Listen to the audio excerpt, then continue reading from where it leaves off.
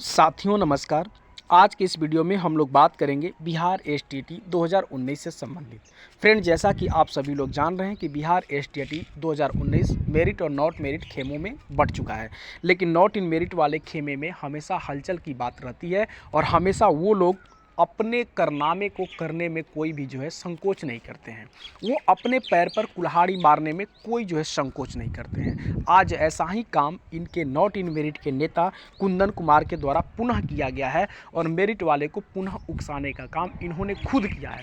और मेरिट वाले क्यों नहीं उकसेंगे? क्योंकि ये ऐसा काम ही करते हैं और मेरिट वाले अपने हक के लिए लड़ते हैं, फिर भी ये उन्हें उकसाने का काम करते हैं, आग में घी डालने का काम ये खुद नॉट इन मेरिट वाले करते हैं। ये बहुत ही निंदनीय है। पहले आज हम एक लेटर जो है कुंदन के द्वारा जारी किया गया है, इस कुंदनवा का लेटर पहले आपको पढ़ते हैं और पढ़ के सुनवाते हैं। उसके बाद आपको बताते हैं कि मेरिट और नॉट मेरिट में क्या डिफरेंट होती है और मेरिट कैसे उग्र होंगे और क्यों नहीं उग्र होंगे, मेरिट का अधिकार क्या होता है, नॉट इन मेरिट का अधिकार क्या होता है, इन सारी बिंदुओं पर चर्चा करेंगे।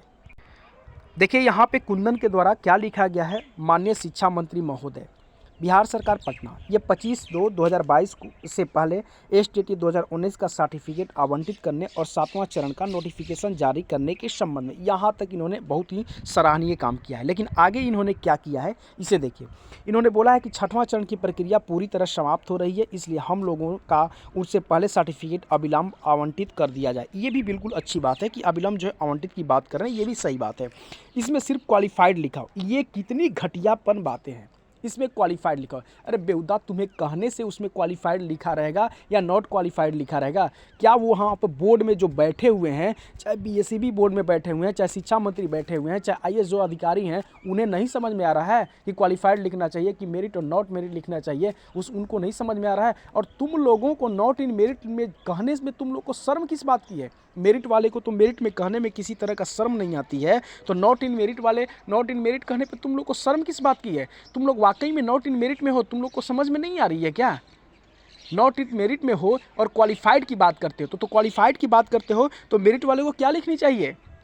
डिसक्वालीफाइड कि नॉट क्वालिफाइड लिखनी चाहिए?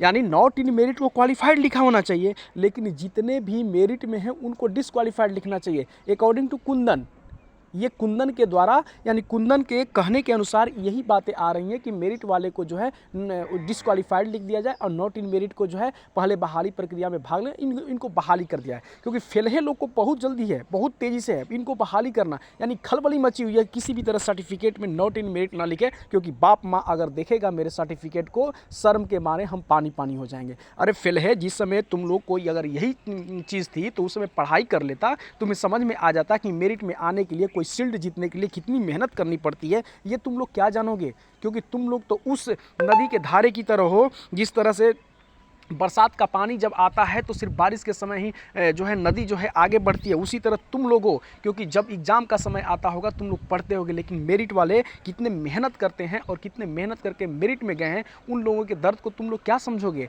और डिसक्वालीफाइड लिख दे, क्वालिफाइड लिख दे, भीख मांगने से कभी भिक्षा नहीं मिलती है बेटा। हक के लिए लड़ना पड़ता है और हक मेरिट वाले के साथ होगी। और इतना समझ जाओ कि सत्य परेशान हो सकता है, पराजित नहीं, और तुम्हारे कहने से डिसक्वालीफाइड और क्वालिफाइड नहीं लिखा जाएगा। ये बीएसईबी बोर्ड ने स्पष्ट बोल दिया है कि हमने मेरिट, नॉट मेरिट या जो भी होंगे, डिसक्वालीफाइड, क्वालिफाइड, जो भी लिखना होगा वो खुद लिखेगा। तुम्हारे लेटर जारी करने और तुम्हारे नहीं कहने से कुछ नहीं होगा। तुम लेटर जारी करते हो, तुम अपनी औकात देखता है? फिलहा गैंग लेटर जारी करता है, तुम्हें शर्म नहीं आती है?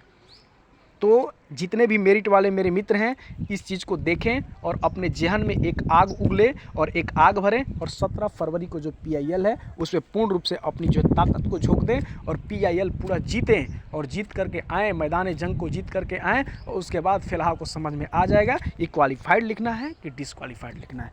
धन्यवाद।